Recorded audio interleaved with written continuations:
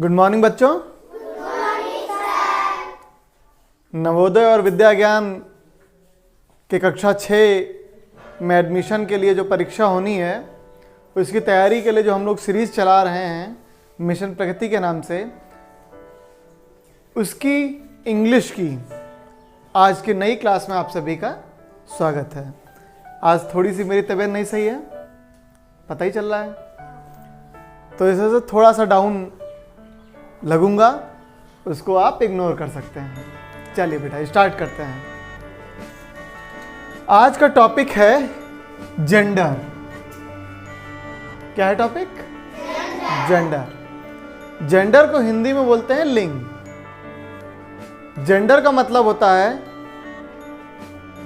वो विधा जिसके द्वारा वे शब्द जिनकी सहायता से हम किसी जीव के या किसी शब्द के नर या मादा होने का ज्ञान प्राप्त करते हैं, उसे जेंडर कहते हैं। ठीक है बेटा।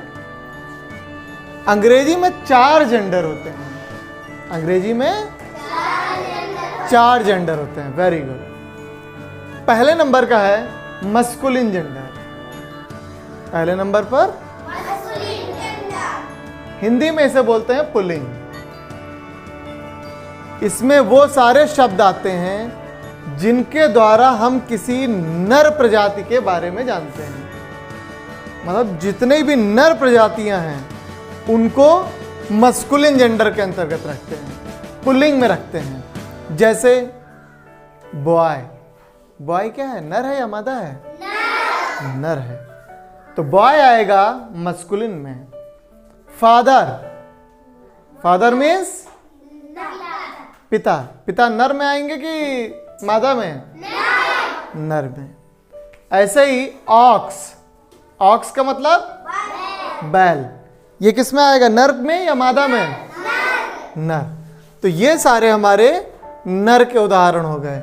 इसी में एक दिख रहा है अतुल। अतुल किसी लड़के का नाम है ना? नर है। शाबाश। दूसरा जेंडर है फेमिनिन जेंडर। फेमिनिन जेंडर को हिंदी में बोलते हैं स्त्रीलिंग। जिन शब्दों के द्वारा किसी महिला या मादा का बोध होता है, जिन शब्दों से मादा होने का बोध होता है, उनको फेमिनिन जेंडर के अंतर्गत रखते हैं। समझ में आई बात? फेमिनिन जेंडर क्या कहते हैं हिंदी में? हिंदी में क्या बोलते हैं फेमिनिन जेंडर को? स्त्रीलिंग। शाबाश। उदाहरण में गर्ल। गर्ल का मतलब लड़की। तो भाई गर्ल नर में आती है या मादा में? मादा में। काऊ। देखो ऑक्स यहां था ना, ऑक्स का मतलब बैल, वो नर है।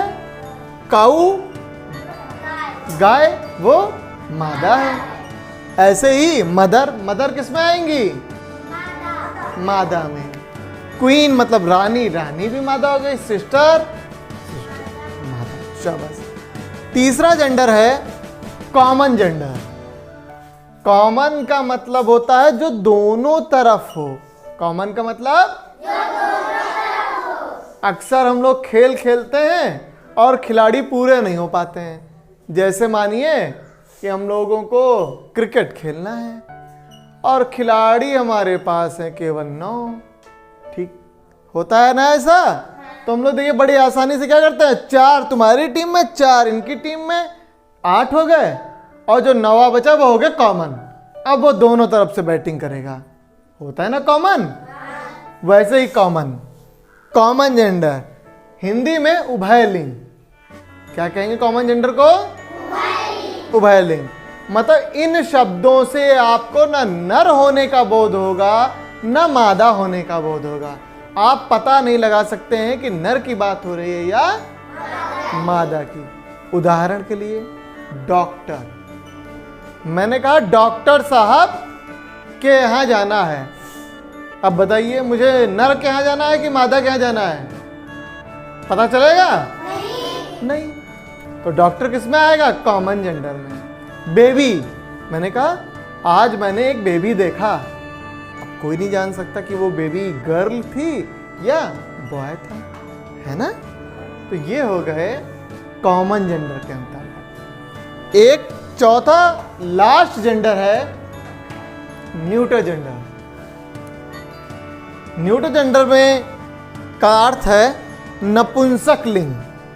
नपुंसक लिंग इसके अंतर्गत उन शब्दों को रखते हैं जिनसे हमें किसी बेजान वस्तु के होने का बोध होता है, अर्थात उन वस्तुओं के बारे में बात होती है जिनमें जान नहीं है, जैसे कुर्सी, जैसे मेज, जैसे मोबाइल, है ना, जैसे चौक। ये सब क्या है? नपुंसक लिंग है ना, नपुंसक चीजें हैं, इनमें जान नहीं है।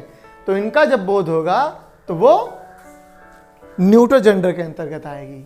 ठीक है बेटा, समझ में आई बात? सभी को आया है? चलिए अब आगे अभी हम इसी का अभ्यास करेंगे। Thank you.